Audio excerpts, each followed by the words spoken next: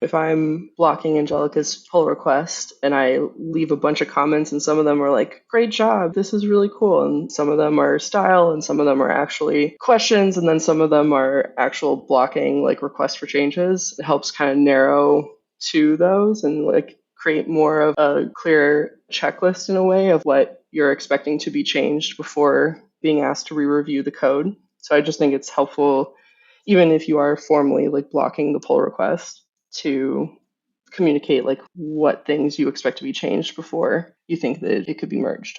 Gotcha. I don't know if I was just projecting my own fear, like seeing the like the email where it says this has been like changes have been requested and oh no, what did I do wrong? I need to do that. Don't worry, we all do stuff wrong in our pull requests all the time. That's part of being an engineer. This episode is brought to you by SourceGraph. With the launch of their Code Insights product, teams can now track what really matters in their code base. Code Insights instantly transforms your code base into a queryable database to create visual dashboards in seconds. And I'm here with Joel Kortler, the product manager of Code Insights for SourceGraph. Joel, the way teams can use Code Insights seems to pretty much be limitless, but a particular problem every engineering team has is tracking versions of languages or packages. How big of a deal is it actually to track versions for teams? Yeah, it's a big deal for a couple of reasons. The first is, of course, just compatibility. You don't want things to break when you're testing locally or to break on your CI systems or test systems. You need to have some sort of level of like version unification and minimum version support, and all of that needs to be compatible forward. But the other thing we learned was that for a lot of customers, especially engineering organizations that are pretty established, they have older versions of things, or even older versions of like SaaS tools they don't use anymore that they haven't fully removed because they're like not sure if it's still in use, or they lost focus on that. And they're spinning up old virtual machines that they're still paying for, or they're using old SaaS subscriptions they're afraid to cancel because they're not sure if anyone's actually using it. And so getting off of those versions not just like saves you the headaches and the risks and the vulnerabilities of being on old versions, but also literally the money of older systems running more slowly, or the build times, or virtual machines and SaaS tools that you're no longer using. Before you had this ability, we talked to teams, there are basically three ways you could do this. You could Slack 1 million people and ask for just like an update point in time. You could have sort of one human in one spreadsheet where like it's somebody's job every Friday or every 2 weeks to just like search all the code and find all the versions and write it down in a Google Sheet. Or there were a couple of companies I came across with in-house systems that were sort of complicated. You had to know, maybe Kotlin, but you didn't know Kotlin. But if you wanted to use this system, you had to learn Kotlin, and you'd have to sort of build the whole world from scratch and run basically a tool like this with a pretty steep learning curve. And now for all three of those, you could replace it with a single line SourceGraph search, which is basically just the name of the thing you're trying to track and the version string in the right format. And then we have templates that'll help you get started if you're not sure what that format is. And then it'll automatically track all the different versions for you, both historically. So even if you start using it today, you can see your historical patterns. And then, of course, going forward. Very cool. Thank you, Joel. So right now there is a treasure trove of insights just waiting for you, living inside your code base right now. Teams are tracking migrations, adoption, deprecations. They're detecting and tracking versions of languages and packages. They're removing or ensuring the removal of security vulnerabilities. They understand their code by team. They can track their code smells and health, and they can visualize configurations and services and so much more with Code Insights. A good next step is to go to about.sourcegraph.com/code-insights. See how other teams are using this awesome feature. Again, about.sourcegraph.com/code-insights. This link is in the show notes.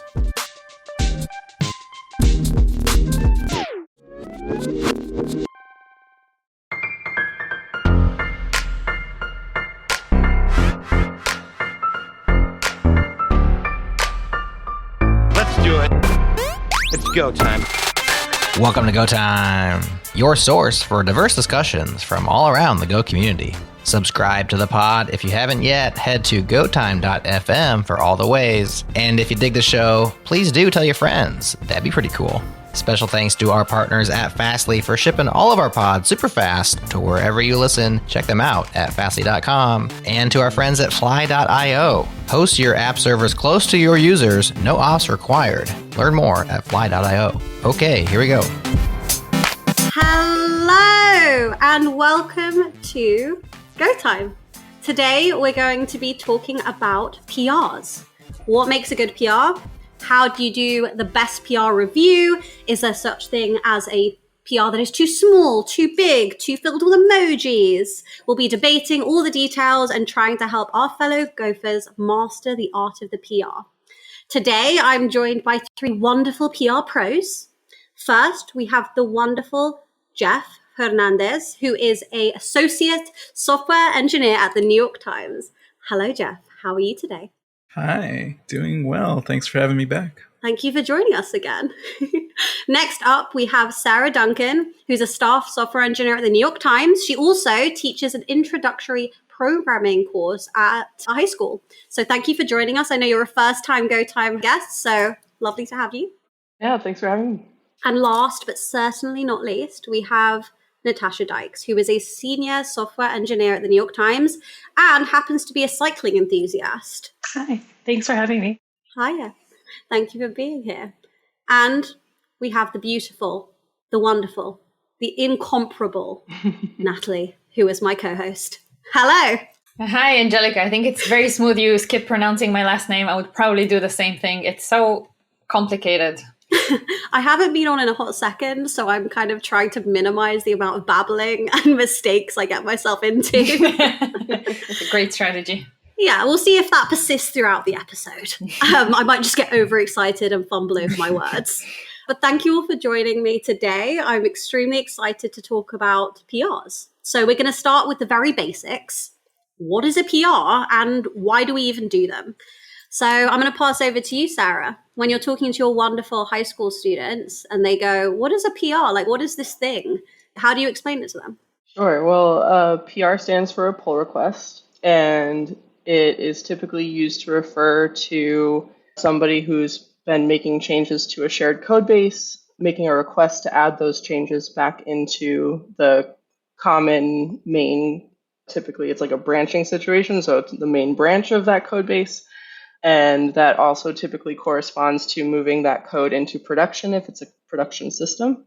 So it's a way to get a review on your work and basically ask to add code to the main system.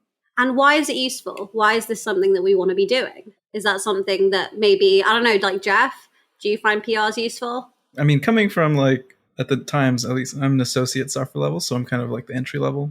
So it's a great way to get feedback from our senior engineers and basically get a lot of kind of feedback from them in terms of like what I can be doing better, or like kind of like code structure, how that could be improved, or even like tiny little like optimizations, or maybe there's a certain way that, for instance, Go likes to do things, because as we all know, Go is very opinionated. So it's like a way to tap into that resource from our senior engineers. I feel like it's a great tool, especially for someone that's coming into a new team, kind of getting the lay of the land, getting the norms that you typically might not get through other forms of documentation. No, for sure. And in terms of assessing PRs, is there such thing as a good PR review? Is there such thing as a bad PR review? I would love to hear how you assess going about either putting in a PR or reviewing a PR. Maybe Natasha, like when you're putting in a PR, how do you decide whether it's time to go or whether you need to wait and do some more work? Like at what point do you feel like, no, this is ready to be reviewed by my peers? I think for me, it's helpful when I review like a ticket. Usually it's for a feature or something that I'm working towards. I review to see if like the work that I've done actually meets the requirements. And at that point, I can either say like, okay, it's ready to go. I've cleaned up any notes for myself or made sure I did like Go format, all of those small things. And then I'll open up a PR. But I would say like you can even open up a PR before you're ready to merge. Sometimes it's good to just get that early feedback. So it really depends on the work that I'm doing. And Natalie, I see your intake of breath. Do you have something you'd like to add? Yeah, you asked earlier, what is a PR? And it's interesting also to compare PR and CR, and why is it even pull, right? So PR, as Sarah said, stands for pull request. So let's split that into 2 questions. Why pull? Why not push? Why not merge or some other thing? And what is the difference, or what do you prefer? CR, which stands for code review, or PR as pull request. it's an interesting question to discuss. It's also interesting, even a little bit in the concept of like, what does that represent? Curious to hear everyone's thoughts. I think code review is more semantically correct for like the work that I'm typically doing. Mm-hmm. But I think the changes that you could potentially make don't necessarily need to touch code. It could be like a README update. It could be some other stuff that's like kind of supporting the repository versus just the code. Mm-hmm. I don't know why it's called pull request though. Never really thought of that. So curious to hear what others think. Now this gets me kind of wanting to go to Wikipedia and kind of learn about where pull request came from and like that whole background. That's one of the things I'm like interested about, like just like where everything came from in terms of like software engineering best practices and naming conventions. Because once you're in the industry, you know, it's just something we know, you know, but it's not something that like, at least it's like, it's a term that's used across the whole industry, but it's not something that we as a team or something that we choose to use. It's just kind of like a shared language amongst software engineers, right? So I was super cheeky and I did Google it just now. And it says that the name pull request comes from the idea that you're requesting the project to pull changes from your fork. Mm-hmm. That might not encompass all ways that we now use it syntax in our language, but that's what Google's telling me on the top line. Yeah, it is interesting, right? You have this project. I mean, most of us use Git in some way. GitHub, GitLab, or I don't know too many other personal variations, but I'm sure that exists as well. So we're all kind of eventually are used to the concept of like having a main branch and then branching kind of your changes from that and then asking to merge that back, whether frequent or not frequent. And yeah, and like we all say PR. I've been always saying PR, but then recently I had to work with this ticketing system that is called ClickUp. And there they said that the label was code is in CR. And that was kind of interesting. Probably the first time I remember, let's say, encountering this. So I also went to dive a little into this semantics of that. But then there's also merge request, which kind of makes sense, but actually also not really in use. I've also heard it called like a change log or CL. Mm-hmm. So there's a lot of different terms for it. What are you familiar, or what do you know change log to be?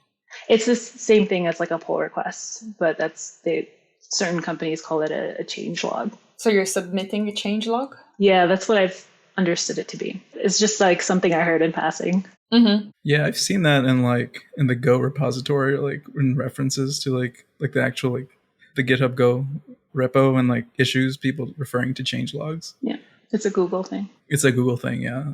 Would totally be interested in learning more about that. But. And that was me thinking that like the most basic of questions, what is a PR, was just me doing my due diligence for the newbies. But now I see it's a whole debate. So many different words to use. This is great. We're opening up a Pandora's box of PR words and ways to think about code. I mean, right, software is all about naming things. It starts this early. Okay, so when you're thinking about a PR, like I've heard many people complain about, this PR is too long, or this PR is so short, why didn't you put it in one big PR? Is there such thing as a too long or a too short PR, too big, too small? Or is it really just down to like dealer's choice, whatever that team is happy to review? If you're happy to review 1,000-line PR or a 5-line PR, I'd love to hear anyone's view on kind of the length of a PR and how big it should be. Yeah, I definitely think that pull requests or merge requests or code reviews, these can be too long. Sometimes a pull request is too large, and my benchmark for helping set that norm on my team for what is an appropriate size pull request is really around like how well the pull request can be reviewed. So if you do have like 1,000-line pull request, another common adage about engineers, like we're lazy and we're probably not going to review a 1,000-line pull request as in-depth as we would a 20-line pull request. So I think it's about thinking about how you can best set up your reviewers to give you a quality, thorough review. So I have some thoughts around like how to set that norm, but I'd love to hear from others, like what you think about a length of a PR and whether a pull request can be too big or too small. Yeah, I don't think a pull request can necessarily be too small because it just takes one character to make a bug. So you're going to have to make that change. But I do think that I agree with you. It could be too long to kind of have a reviewer to actually sit down and understand all the changes, especially if they're not as familiar with you or with the code as you are. So I don't necessarily have the best strategy, but I think just like encapsulating certain functionalities, I think helps instead of just like an entire feature, because it might be broken down into different kind of core parts. So that's typically how I lean on it. Jeff, you have any thoughts? Yeah, I think it's totally like depending on what you're working on at the current moment, right? So if you're building a new API from the ground up, like setting up the handling for the JSON, the payload, maybe that can be a PR. And then the actual business logic can be a separate thing. You're building it up as you go, right? That's kind of something that I've learned from other people on the team, because I have been guilty of this extremely large PRs where the ticket is done, but it's all in one PR and no one wants to review it. So you're going to maybe get a review if by next week if you keep pinging people and bothering them. But otherwise, no one's going to want to touch that. And then you don't ever want to get in a situation where you have to offer to kind of go step by step with the reviewers. Like, I made this change because of this reason, like on a call. I feel like that's the worst case scenario where you have to actually walk them through it. Sometimes it's necessary, but it's something I would avoid. And I don't know, it's kind of like a walk of shame. Like, you have to go through the whole thing with them, but they can definitely be too big. Walk of shame, or you can like walk through the glory of your coding. I guess. I'm just teasing. It's all how you think about it, right? Look at this beautiful PR that I constructed over many months that you now have to review with me. Look at this clever naming convention I did. Look at this great function. Don't you love this Go routine? Also, so we talked a little bit about, well, actually you alluded to this, Sarah, like being cognizant of the people who are reviewing your PR. So I'd love to hear a little bit about kind of how many people should review your PR before you merge it? Is it one person? Is it two people? Is it the entire team? What are the thoughts around like reviewing the PR, and how many people need to know about this great work you've done before it's in the world? Natalie, you're smiling. I'm sorry I'm doing this again. I want to bring back to the previous question. Do it. So when you say too long or too short, what do we measure? Number of lines, number of commits, number of files. It can be, depending on many things, the answers can vary in the same PR. Like, it can be one PR where you removed one file, but that's like many lines. Is that long? Is that short? This is my thought now. But whoever listens doesn't know that Angelica can see me thinking out loud like that. So, and guessing there's a question coming up. So you have to trust her psychic abilities as a product manager to kind of look at the engineers in front of her and like, you want to say something, speak.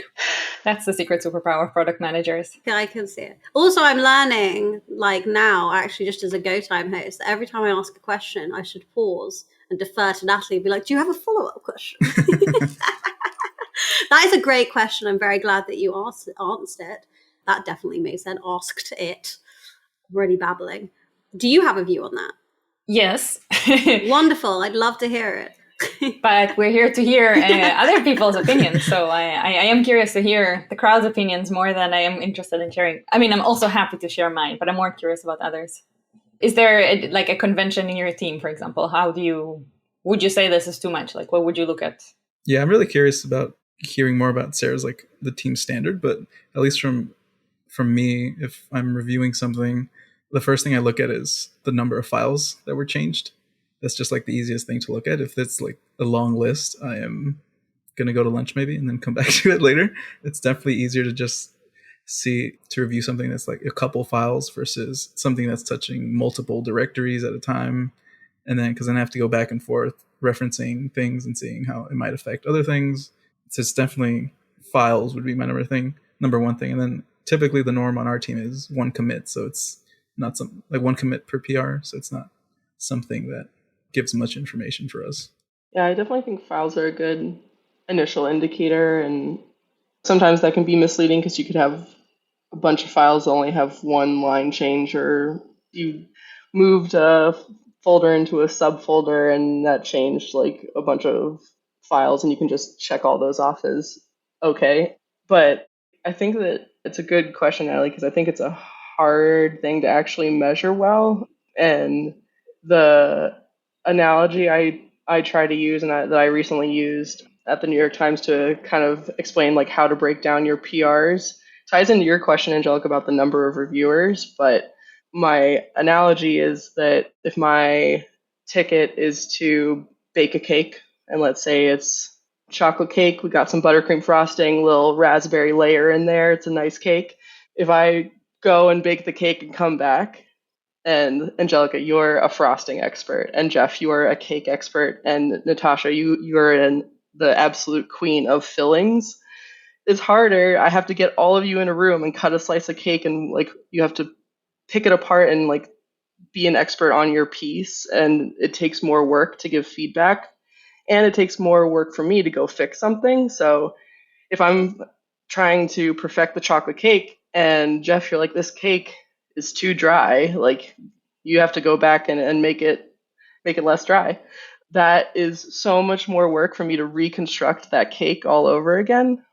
But if I break that down and first I make my chocolate sponge, Jeff, you taste that, you give me feedback on it. I make my filling that I'm going to use. Natasha, I get your input on that. Angelica, I ask you for your input on the frosting and kind of perfect those individual pieces. And then I assemble. That final assembled cake is going to be a lot more successful. So I like to think about it as like breaking it down so that ideally one person could review it, and maybe like one subject matter expert could review that part. And then when we get to the assembly piece, you're judging me on the assembly. You already know that the individual components are what we're all on the same page about what those components are. So I think it's a hard thing to measure, because even just that like, oh, one subject matter expert is not like a hard and fast rule. This is one of the things I think is something that comes more with experience and intuition. It's like a skill that you're able to hone as you gain more experience around like what the right size to ask for feedback on is. But that's my analogy, is that if you're baking a cake and you're asking for a review on it, it's easier to get the individual components reviewed first and then bake your cake or assemble your cake. That was so great. It's the teacher in me, we got to bring in the fun things. That was wonderful. I feel like I've learned so much. Genuinely, I will never think of PRs and constructing of a feature again in the same way. Like, can I see the frosting, please? Please. Let me check the topping. Yeah. How moist is the cake? How moist is this cake? I'm going to have to be very careful whom I say that to, because some people don't really like the word moist.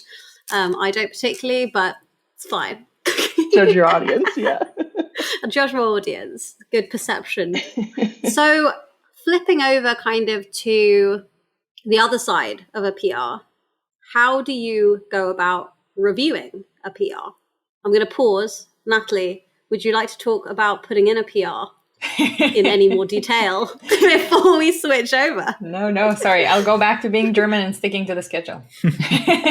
No, please don't. No, that came across like I was being a little bit sassy. No. But it was a genuine question. I love making German jokes any day. I should have made it a German chocolate cake. I'm so sorry, Natalie. I missed that opportunity. Oh my gosh. A Strudel.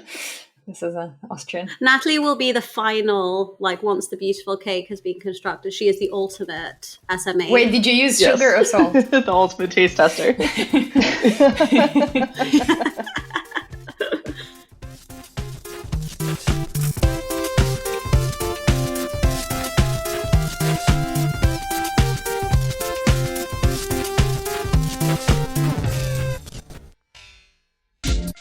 This episode is brought to you by our friends at Fire Hydrant. Fire Hydrant is a reliability platform for every developer Incidents are a win, not an if situation, and they impact everyone in the organization, not just SREs. And I'm here with Robert Ross, founder and CEO of Fire Hydrant. Robert, what is it about teams getting distracted by incidents and not being able to focus on the core product that upsets you? I think that incidents bring a lot of anxiety and sometimes fear and maybe even a level of shame that can cause this paralysis in an organization from progress.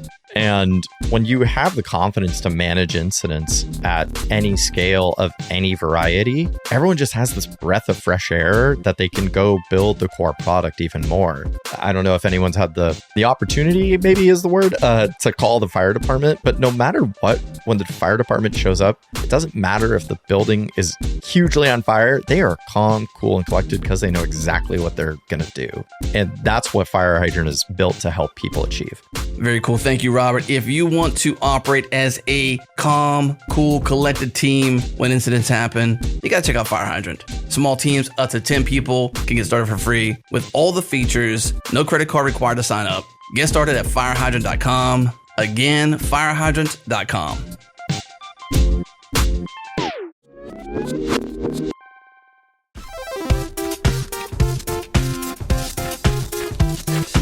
Great. So you are going to review a PR. What are the almost like unspoken rules of PR review? Are there actual rules of PR review? Love to hear, like, how do you approach reviewing your colleagues' PRs? I think it goes a long way if you lead with empathy, kind of like go through the PR, address anything that you think could be updated, but not in a way that you're talking down to people, having a willingness to learn, a willingness to teach. I think these are all like core factors of doing a good PR review. And then you can get into the nitty-gritties of like your team specific strategy and patterns and all of that and like the correctness of the code. But I think the first part is really key. Yeah, I totally agree. And I think there are a lot of small behaviors that we as engineers can adopt to be more empathetic in our code reviews. I really enjoy some of the resources that other people have already written and shared around this. I particularly like Alex Hill's The Art of Giving and Receiving Code Reviews Gracefully. It's something like that. And that idea of giving a code review gracefully, I think, ties into the empathy thing that you're talking about, Natasha, and just like putting yourself in the position of the person who's receiving the feedback. Ultimately, a pull request like this code review is feedback and is collaboration in like our everyday as engineers. And so some of the simple things, like instead of saying you, saying we, and instead of making a statement, asking a question. So for example, instead of saying like, oh, like you should use this other function, it already does what you're doing here, asking, oh, like, can we use this other function here? Like, is there something that we can reuse? And that gives the opportunity, because you could be wrong. I'm a staff engineer and I'm wrong all the time. So if I'm just coming into a code review and saying like, oh, you should have done this and you should have done that, like that not only is not giving feedback in a way that will be easily received, but it's really like assuming that I always know the answer and I always know what's best. And I think remembering that the person who's coming in with the pull request has spent so much time presumably on this problem that yes, the fresh pair of eyes is really helpful and you might see something that they didn't, but also giving acknowledgement to the work that they've put in on this pull request and that they might have like thought through that problem and that there might be something that you're missing because you haven't spent as much time thinking about the solution. So that empathy is really important. Yeah. Check your ego. I would totally plus 1,000 they've said so far. It's definitely like it's not just like it's a one-sided street, right? It's two sides. You can take something back from the review and then they can take something forward. It's always an opportunity to learn something new, especially from people who have way more experience than you do. Like, and it's just an opportunity to ask questions, especially like, oh, why did you do this way versus some other way, right? It's definitely a great opportunity to kind of, just learn more about what they're working on and learn more about the system. there always has to be an eye for, oh, is this like what we're trying to achieve with this particular ticket?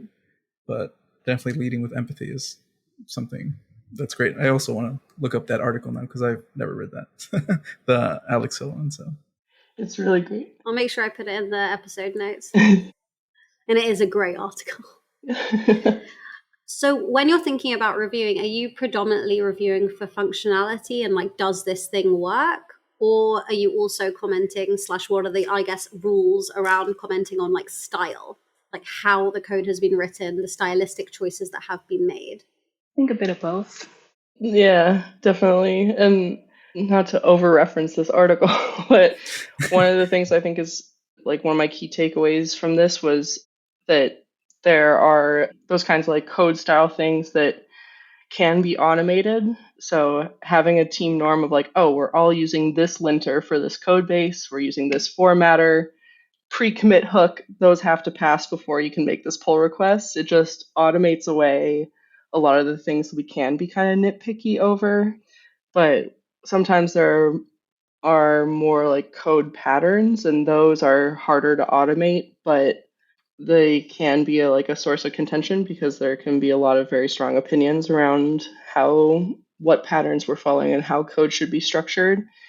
That's where I think having a set of norms on your team that you regularly revisit when somebody new joins, when you have a new repo you're working in, those norms will help smooth that conversation. Because if you have all already agreed, like, oh, we're going to make sure we follow dry practices or whatever, like those kinds of agreements make it a lot easier to have that code review conversation, because that's like a shared expectation that you have. And it's the same thing for giving interpersonal feedback. If you have a shared expectation and a shared goal, then you can easily use that as a reference point and be like, hey, like, since this is something that we've agreed on as a team, I'm noticing this here. Do you think we could reshape this so it follows this practice that we have agreed to use for this repo?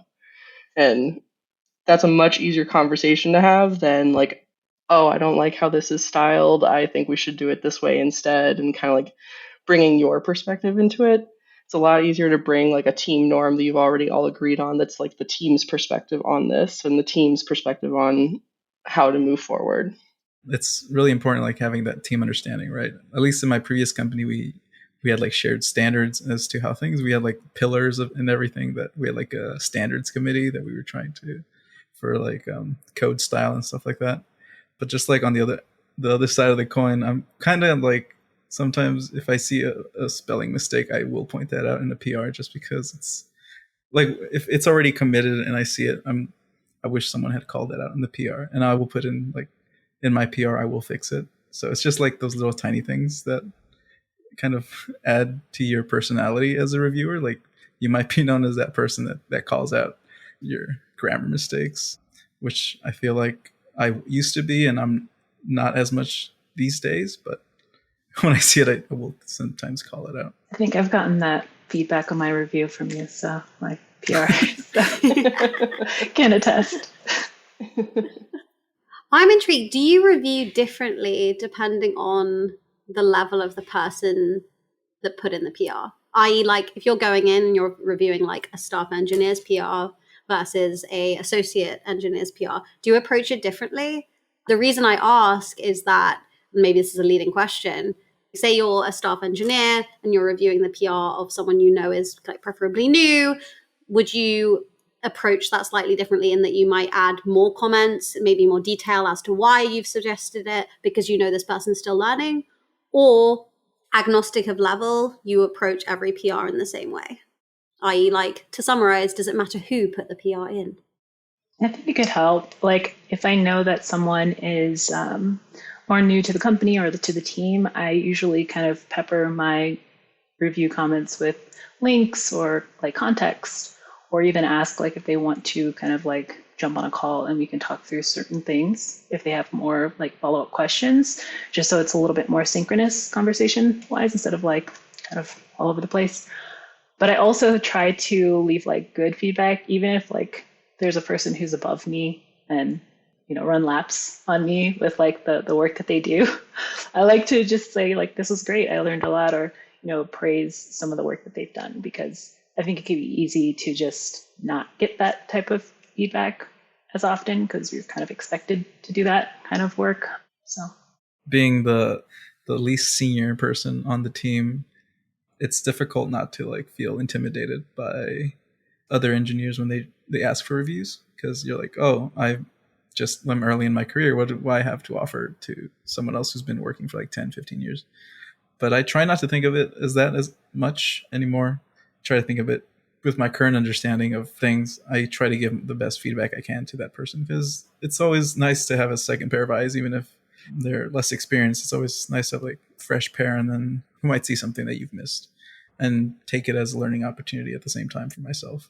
Definitely. It's a fresh pair of eyes, but also like there might be some very, very senior engineer who's been doing the same thing for many, many years and therefore has got into a habit of doing things a certain way. And you, fresh bunny rabbit that you are, coming in with all the new technological lingo and new open source, like you might be way more engaged and be much more on top of the new technologies and ways of doing things. So you might be able to come in and be like, hey, have you considered this new style that you haven't done in 20 years, but maybe it'll be useful, and you can teach them something. Exactly. And I usually, when I do make like, oh, you should try it this way, I usually have links to support what I'm saying, just to be like, see, like these other people are doing it this way as well. It's not just me. Yeah, and I think the value of a fresh perspective also is in like challenging assumptions. So I know I'm a staff engineer, but there are definitely things that, to your point, Angelica, like I've gotten used to or I've gotten into the habit of, and sometimes that does lead me to make assumptions, and I work to check myself, but having teammates being able to ask questions and check assumptions, I think leads to really valuable conversation, because maybe that will lead us in a different direction. Maybe I can explain more about something that I've done in my work.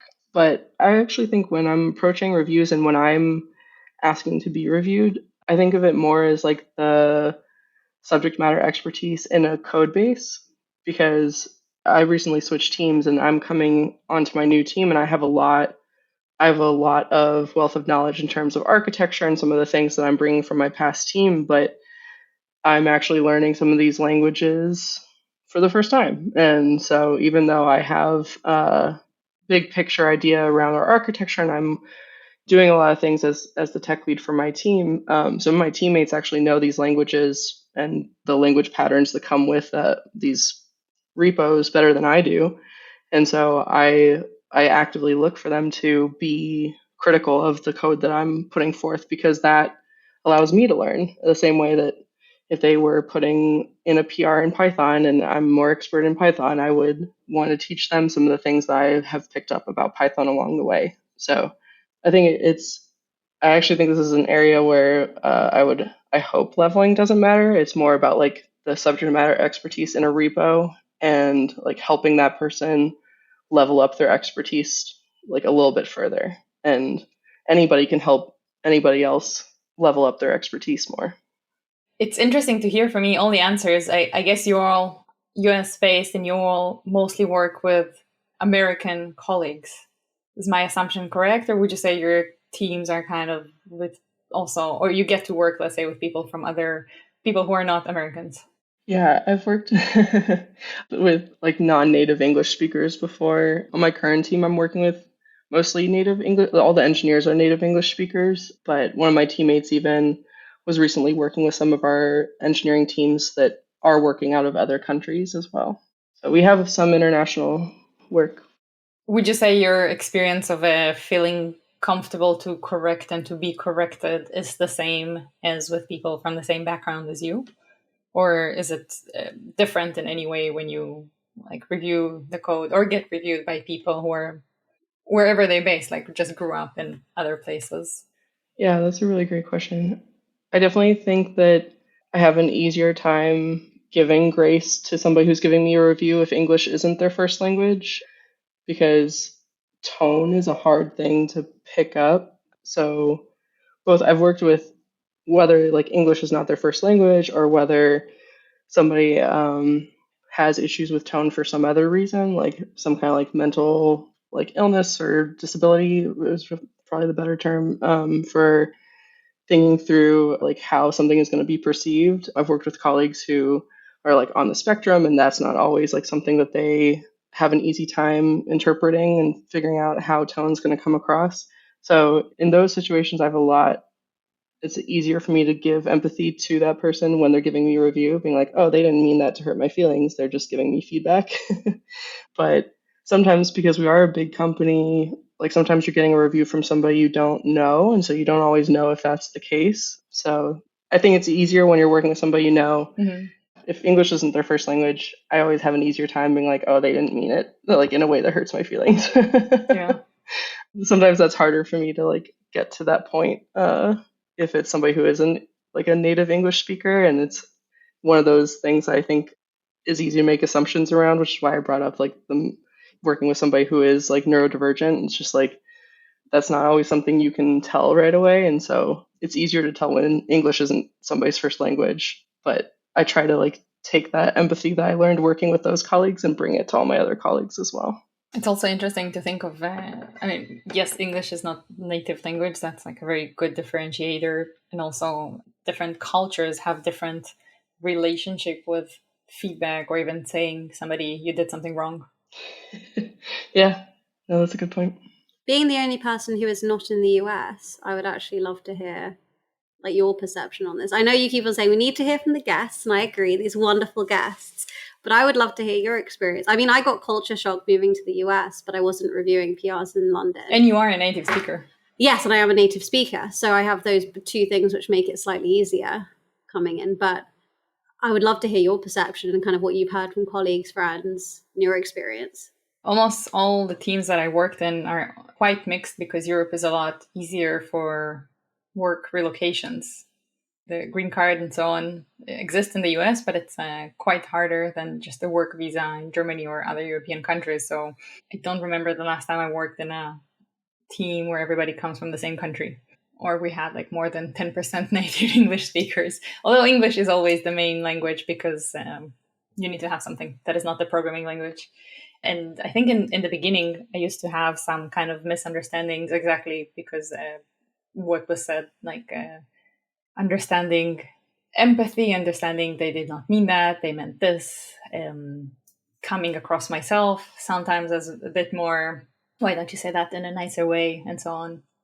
So definitely there's all sorts of balance there to strike, and it's very interesting to hear how people cope with that. And it's also obviously written is even less easy to understand, like written communication in comparison to spoken communication. And even in spoken, you can easily get lost and so on.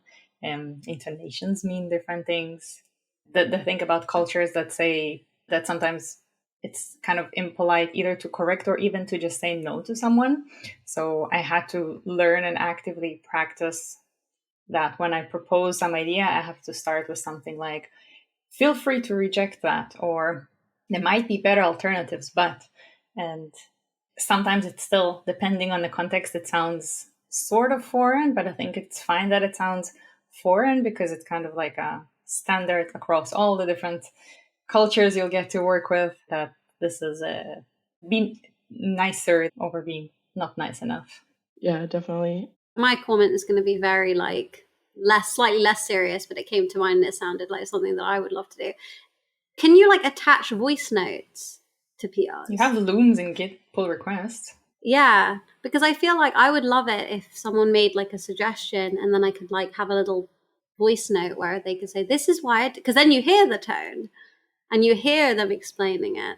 And then you could do like a verbal readout of your very long PR. That might be cool. Do emojis help with that?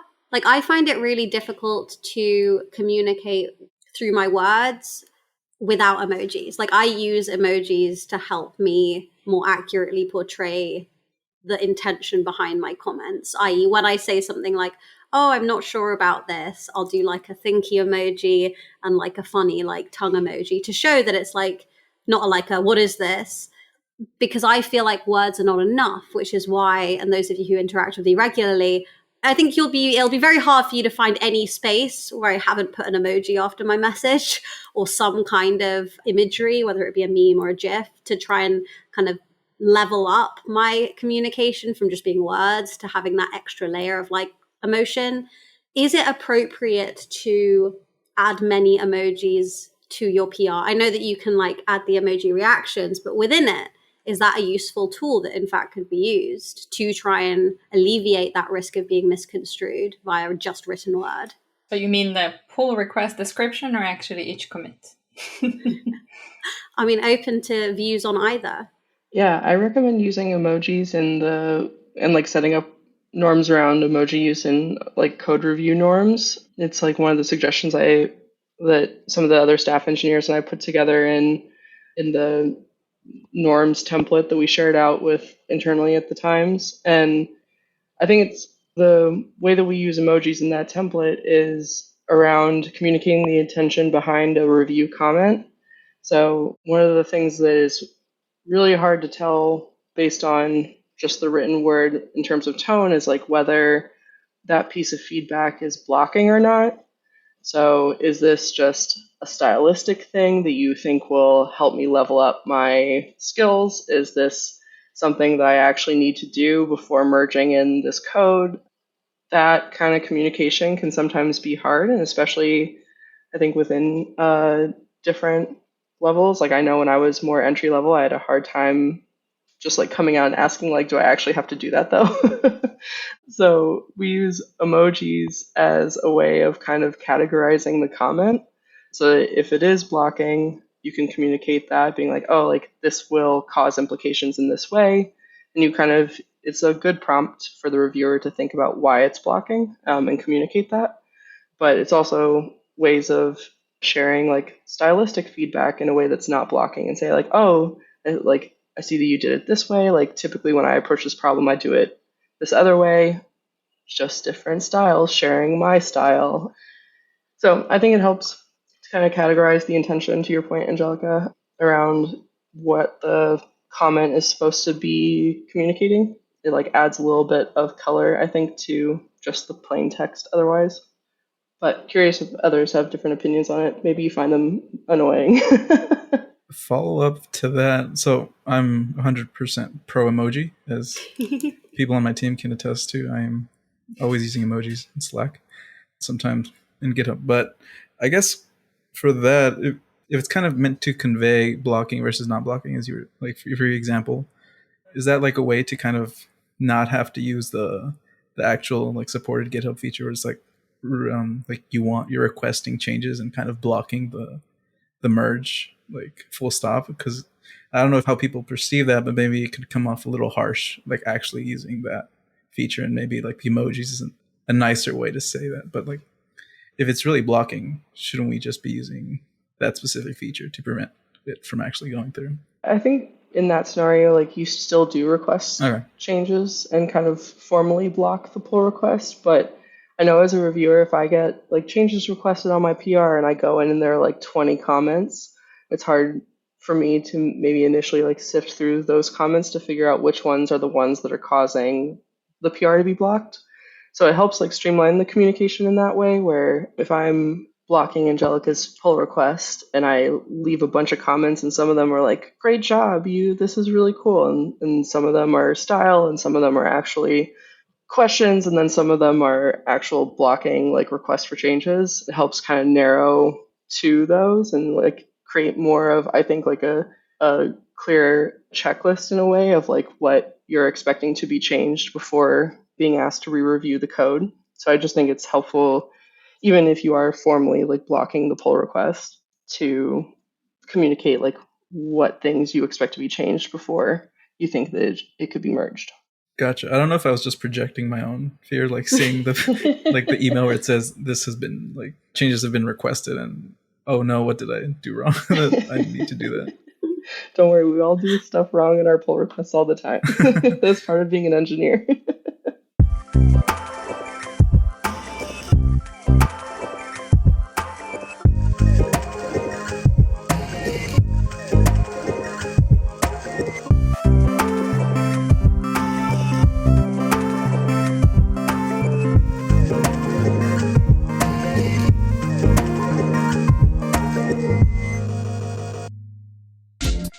This episode is brought to you by Honeycomb. Find your most perplexing application issues. Honeycomb is a fast analysis tool that reveals the truth about every aspect of your application in production. Find out how users experience your code in complex and unpredictable environments. Find patterns and outliers across billions of rows of data and definitively solve your problems. And we use Honeycomb here at Changelog. That's why we welcome the opportunity to add them as one of our infrastructure partners. In particular, we use Honeycomb to track down CDN issues recently, which we talked about at length on the Kaizen edition of the Ship It podcast. So check that out. Here's the thing. Teams who don't use Honeycomb are forced to find the needle in the haystack. They scroll through endless dashboards playing whack-a-mole. They deal with alert floods, trying to guess which one matters, and they go from tool to tool to tool playing sleuth, trying to figure out how all the puzzle pieces fit together. It's this context switching and tool sprawl that are slowly killing teams' effectiveness and ultimately hindering their business. With Honeycomb, you get a fast, unified, and clear understanding of the one thing driving your business: production. With Honeycomb, you guess less and you know more. Join the swarm and try Honeycomb free today at honeycomb.io/changelog. Again, honeycomb.io/changelog. And by our friends at Chronosphere. Scaling cloud native is complicated, and Chronosphere helps teams take back control of observability, tame rampant data growth, reduce cloud native complexity, and increase confidence of the business. And I'm here with Martin Mao, co-founder and CEO of Chronosphere. Martin, when it comes to cloud native observability, what are the pain points of Kubernetes and making sure it's reliable? I think the shift to Kubernetes has really changed the way we design applications. It's changed the way it's changed our infrastructure as well. So it's introduced a lot of change, I would say, and that's probably why it's causing a lot of issues in the observability space. I think one thing we're finding is that a lot of companies out there are focused on producing a lot more data, and there's a lot of focus on more metrics, more traces, more logs, because these environments we're trying to monitor are far more complex these days. I think that's maybe one of the mistakes the industry is running into. And it's interesting because obviously for all the solutions out there and the vendors out there, the more data that gets produced, the better it is for all of the vendors out there. But what's interesting is that along with that increased volume of data, people aren't actually getting better outcomes out of it. People's number of incidents that people are running into is still rising. People's MTTRs, MTTDs, mean time to detection and resolution is actually getting higher as opposed to lower. So I think this is the common state that a lot of companies find themselves in. And of course, with the increased volume of data, folks' bills increase and the problem actually gets harder. So I think that's a common state we find a lot of companies into, and this is probably why it's top of mind for a lot of companies out there. Very cool. Thank you, Martin. All right. The next step is to head to chronosphere.io to explore the platform and get a demo. Again, chronosphere.io.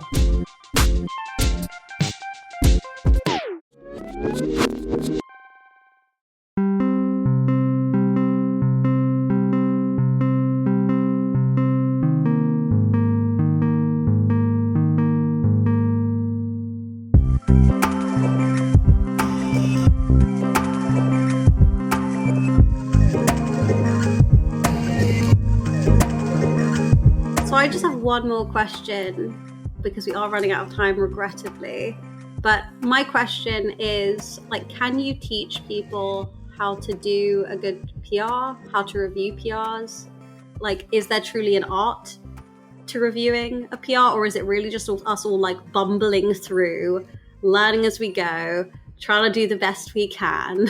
And really, you're never the kind of PR pro. You're always going to have more to learn about how to create a PR better, review a PR better. Are you ever going to be right, I'm done, I am the PR pro, amazing? I think there is an art to it. You're kind of balancing the empathy of giving this person feedback and acknowledging how much work they've put into it. But at the same time, you have to, you kind of, if you're if this is a critical service, you're going to be the one that might be paged during the middle of the night if something goes wrong, and you see that this commit is what's causing the issue.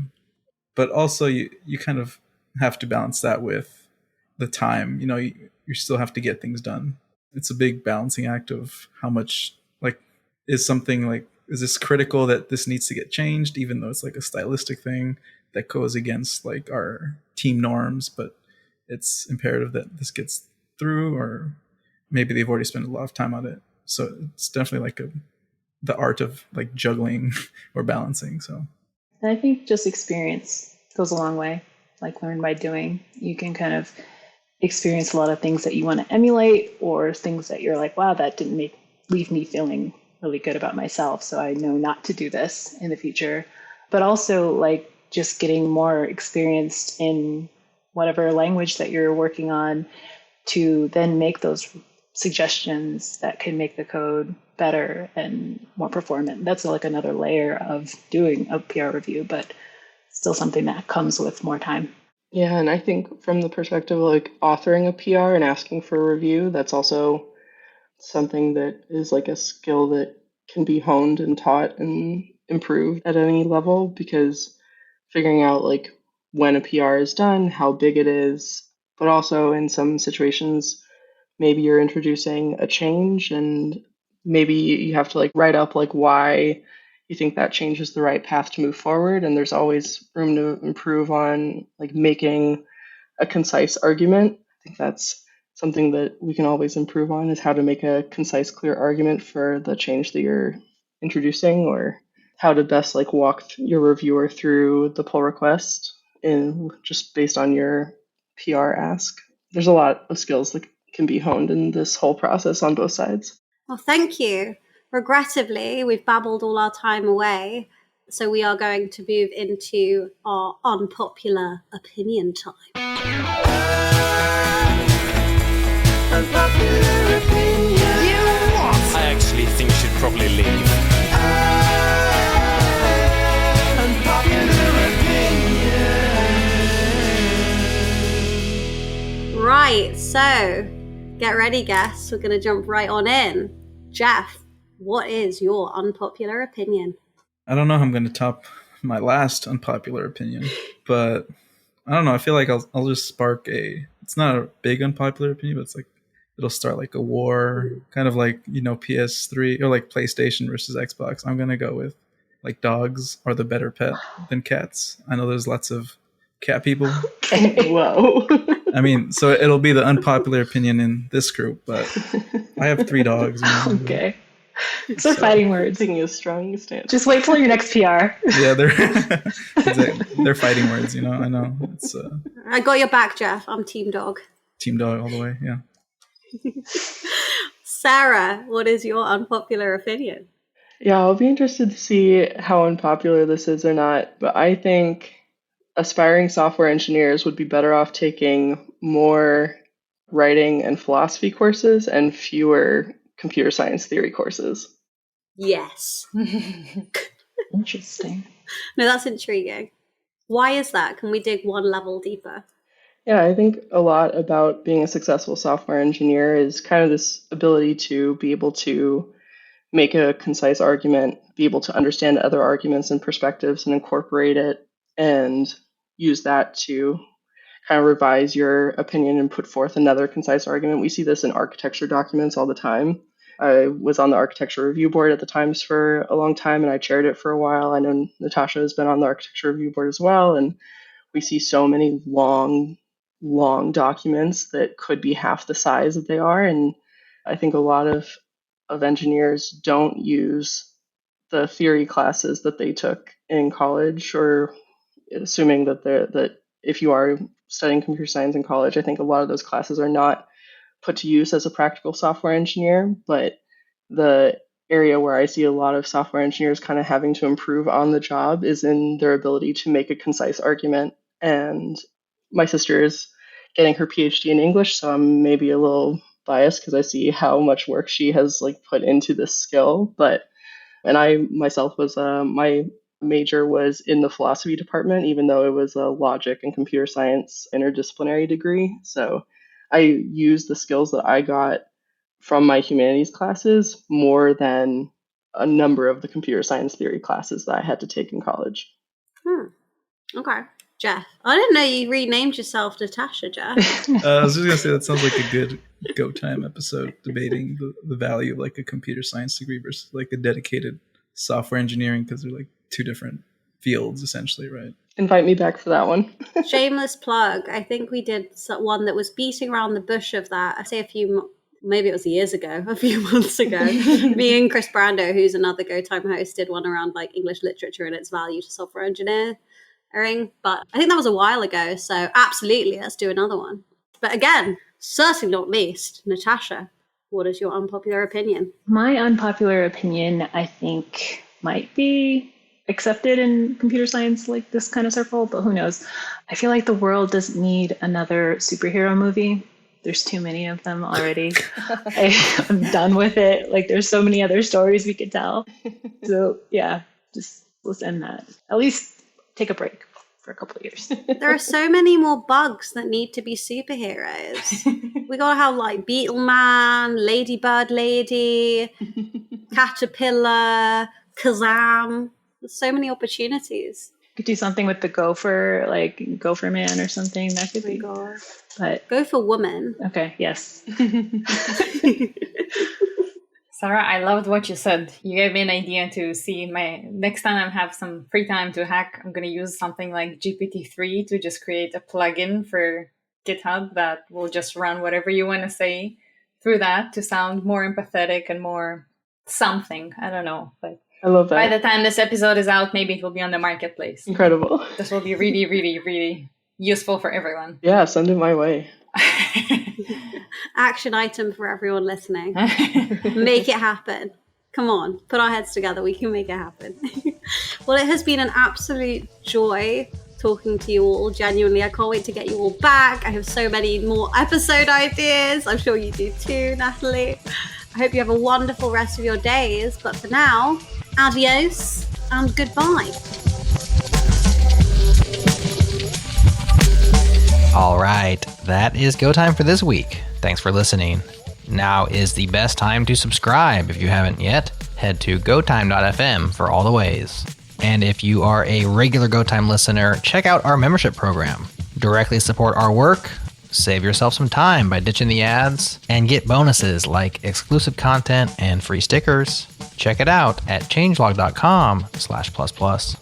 Thanks again to our partners at Fastly for CDNing for us, to Fly.io for serving up our app, to the mysterious Breakmaster Cylinder for these dope beats, and to you for being part of the Go Time community. We appreciate you. That is all for this week. We'll talk to you next time on Go Time.